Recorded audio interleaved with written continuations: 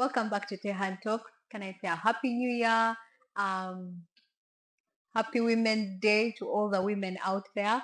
My name is Ampari Hannah Teresa once again, and I'm grateful to be back here talking about business today. And we have a very amazing guest today, and his name is Mr. Boris Mugisha from Hey, Tubayo, Uganda. thank you.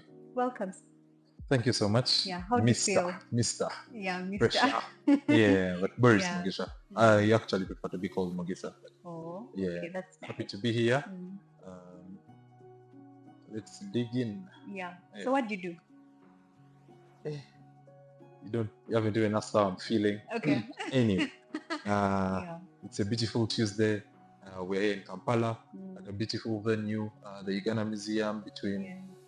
Uganda Wildlife Authority officers. Amazing. So as a tourism guy, I'm happy about Mm. this.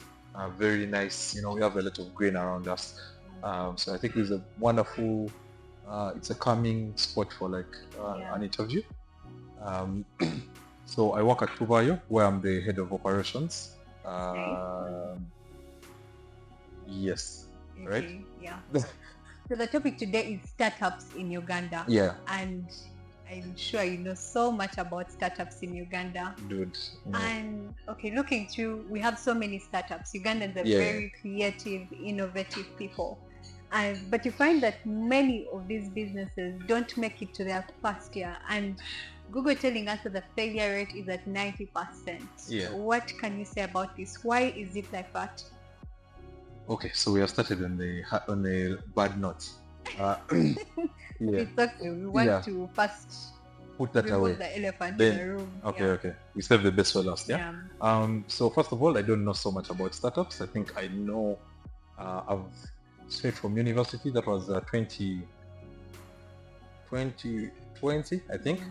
Straight from university, that's when I permanently joined Tubayo.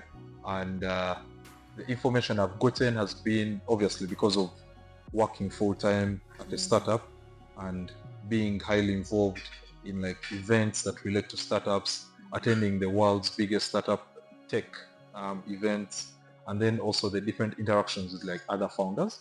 I've gotten some bit of information. Mm. But I know there's way more out there, and through such channels Mm. you educate people about what's actually there. Yeah? So what I'm going to be sharing on is based on my 4-year experience at Tubayo and through the interactions Yeah.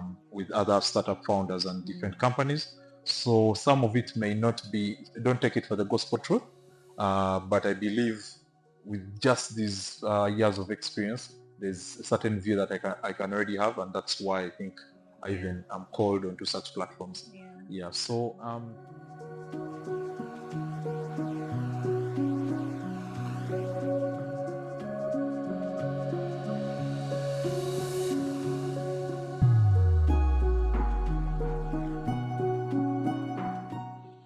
okay. So okay, now it's deeper than the first one actually. Yeah. Okay, actually, the reason why we are still doing this, why we're still on this journey, is because we haven't fulfilled the vision that we have for the company yet, yeah? But we know step by step we're getting there. So our vision at Tuba is to build Africa's digital marketplace to the world, yeah? So until that happens, then there's no stopping, yeah? Yeah, so the underlying reason why we are still in this is because of the existence of the problems that we saw in both the travel industry and then also for the business side, yeah? Yeah. But no, I know. Yeah, no. Oh yeah, people think we're always traveling at work. No, bro. We are working. But no, it's because if you look at excuse me, if you look at the people who earn from the travel industry, they're really few. And yet Uganda is so blessed. Like we the current tourism earnings, meanwhile it's one of the biggest industries in Uganda's economy. That is gotten from just tapping into 10% of our potential, and the tapping into is very rudimentary. Like it's still, like you go to Speak Resort right now and there's only like 3 functioning yachts, right? The functioning boats, right? So if we invest more, like we can tap into this potential that tourism has, yeah. So seeing the potential earning that it has, and then also the number of people who are not earning, who are us, the young people, and yet we have this blessed country. Like we need to solve that, yeah. So that's why we are still here, because we need to see more people earning. We need to see you traveling easily. Until that has been achieved, then we can stop. Yeah. But most likely, to go to the question, main reason is because there's a lot of opportunity here in Uganda and Africa. A lot of things haven't been fixed, so that means fix them, make money. You know? Yeah. Given the experience you've had, Yeah. you find it favorable? Given that you've opportunity, but is it favorable? Yeah. Very good question. I don't think it can ever be favorable. It can never be. Yeah. You have to make it work, right? You have to you have to make it work, right? So that means follow the rules that have been set for you and exploit them where you can. Yeah. So if it is easy for you to operate online, and then see what happens out of it. Yeah.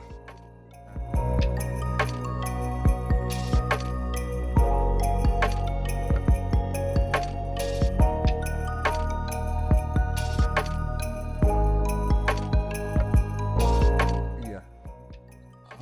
So when you ask it that way, there are many factors that determine the success of the startup. Yeah. The number one is what value are you offering?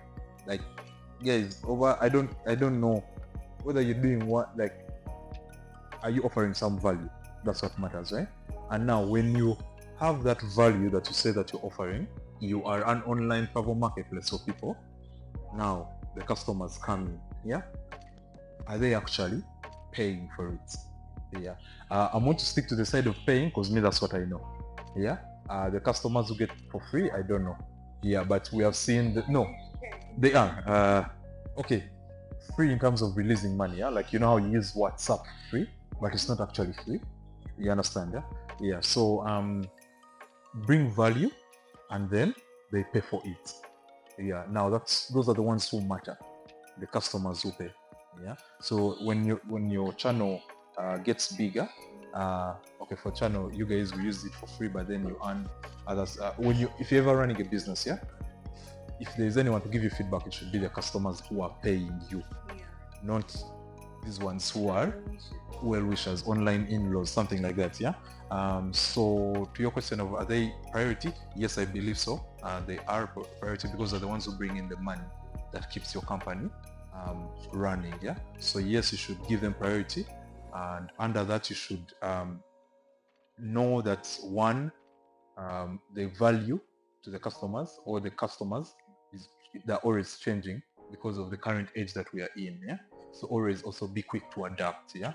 Don't be so stagnant on this one thing, like me, this is how it works, and then you stay there. Like always be open to ideas, changes to like how you're offering your service or product.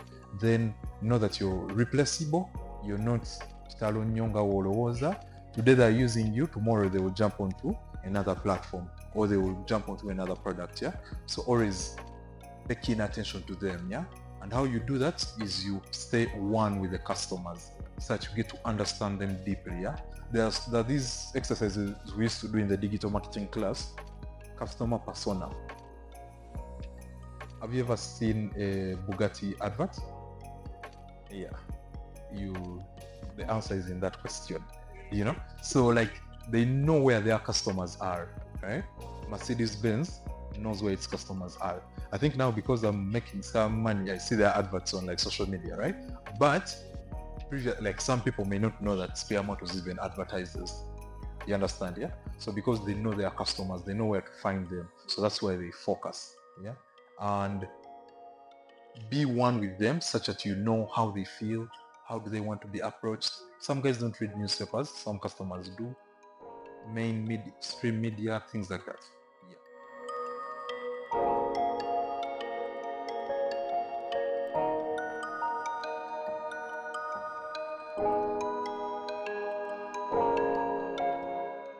That's a very big question. Yeah, that's a very broad one, and I think that one has to be answered on like policy level. These are like our leaders. Those are the ones who can have like the excuse me the best answers to that. Yeah. So I think we can see how can we capitalize on the already existing things um, to at least make our success more assured. Yeah, like it won't be, but at least it will move you to a step. Yeah. So maybe now me, what I can advise on is like things to do to put you in a better place for you to succeed. Yeah. So like seeking out mentorship, guidance from already existing players. Yeah. The different startups that people look out for, right? Putting yourself in those spaces and having conversations with these leaders. Yeah. The founders of these different organizations. And then also definitely using like YouTube, things like that. Yeah. To learn like how do I do anything? Yeah. And then thirdly, but most importantly, is starting. Yeah, like just start that idea that you have in mind, start it. When you start, you find out different things. Yeah. As a believer, you know we're created in God's image, right? So that means we have abilities to create things. Even they tell us the tongue is the creator. Yeah. So when you think of an idea, do yourself a favor and put it on the table, like bring it to life, because when you bring it to life, you're going to discover more things. Yeah. But yeah, do you know the most resourceful place in the world? Smart girl. Because of people's ideas that are all being taken with them. Yeah. So we should start it at all. Start it. Things won't have to be, everything won't have to be clear, but just start. Yeah. Then learn from the different existing players. What are the best practices to do? Yeah. I give Wapi flowers for being one of the most organized startups. Yeah. Collins and his team. Yeah. Now on the policy level, I think the things that I would recommend if the leaders who are watching this, definitely things like the internet have to be more affordable and more accessible. We need to see more support to like the ecosystem players, like the hubs, the innovation villages, the outboxes, startups. We need to see support to them because they help so much in getting to the last mile person. And then lastly, our infrastructure has to really improve. Yeah, like infrastructure has to improve. Like quite a number of things in that statement. Yeah, need to improve because when they are there, they enable someone to do business. Yeah.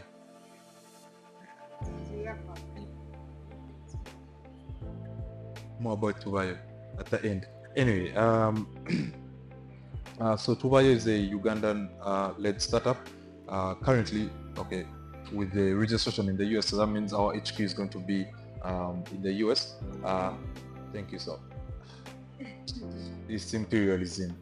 If I'd said Kampala registered, were you going to say Congs? Yeah. I hope this channel educates people to love their country more. Yeah, love their country more and Africa more. Yeah, but at Tubayo, we want to make life easy for the traveler and also life easy for a business owner. So we are using our tech solution in two industries, that is the tourism and then also the business sector. So in the tourism industry, we make it easy for you to discover experiences and also where to stay and nearby events that are happening here in Tubayo. Then on the business side, we currently run the biggest youth market day in East Africa. That is physical and happens every once on the first Saturday of the month. And then the online shop where you are guaranteed of having a global audience because this is an internet run platform. Yeah. So download the app and follow us like across the socials. We are a team of young guys, so there's no, reach out to us if you have any query. If you have something that you want to see us improving, we are really open to that. It's one of the ways we have managed to survive in this environment. So feel free to reach out to anyone from Tubayo.